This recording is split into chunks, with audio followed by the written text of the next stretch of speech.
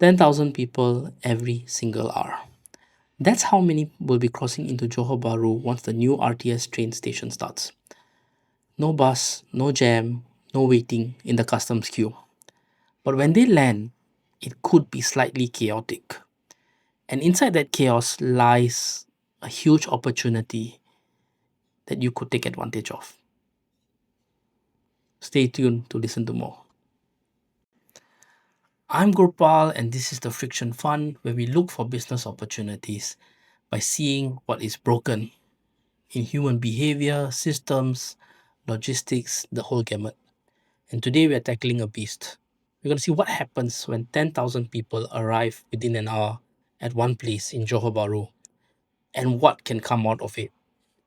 All right, so let's get cracking. Right now, there are about 3 to 400,000 people already moving in and out of Johor Bahru daily by bus, car, train, foot, swimming. Okay, fine, they don't actually swim. But all through the same bottleneck, JB Customs and Immigration.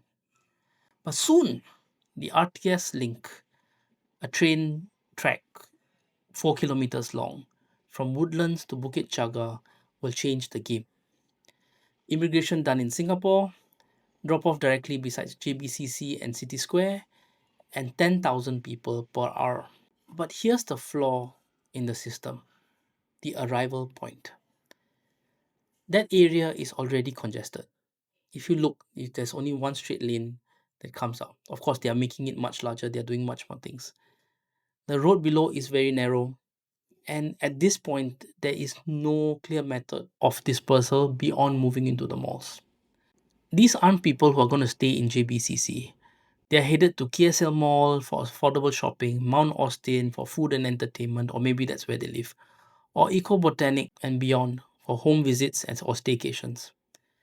But there's no easy way to get there unless you have a car, no smart shuttle network, no park and ride flow, just grab chaos and long waits. In systems thinking, we call this a node failure, where input increases massively, but output pathways remain the same. The result? Congestion, frustration, and eventually opportunity. So let's break it down. Shuttle networks, from the CIQ or RTS stations to key areas like KSL, Mount Austin, the Brow, or further. Using smart schedules based on train arrival platforms that could be public or private. Or you could look into car parks, building car parks, park and ride, like we used to have in Singapore and some places in Malaysia, where local parking hubs are near the RTS station, safe, well lit, priced affordably, with perhaps a monthly subscription for regular commuters. A lot of these people will not be using their own cars, perhaps. They might rely on Grab to move up and down, depending on their situation. You could also consider office space or co working spaces near the RTS station in JB or even on the Woodland side for Malaysians to come over and work. You can actually consider micro F&B at shuttle stops. For people who are going back home late, they can buy dinner and then go back. Certain pop-up stalls, vending setups. Capitalize on dwell time and local foot traffic. All this, if you're interested, could also be built into a single app where you could rely on RTS arrival tracking, shuttle booking promotions, or you could actually even just build a whole super app on just movement around Johor Bahru for so many key people.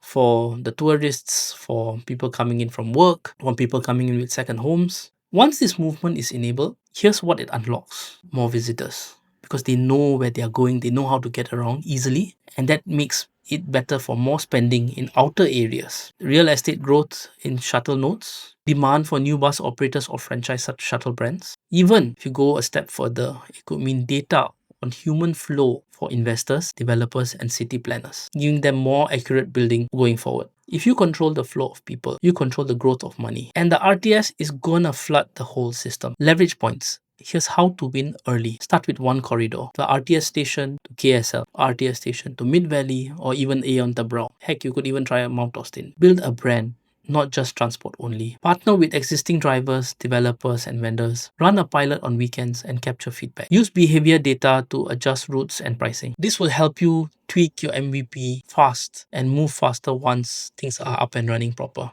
So everybody is telling you to buy land in JB. I'm telling you to build a movement, because whoever moves the people moves the market. I'm Gurpal, and this is the Friction Fund. Subscribe for more breakdowns on how behavior meets business. And if you're serious about playing the Southeast Asia game, this is the space to watch.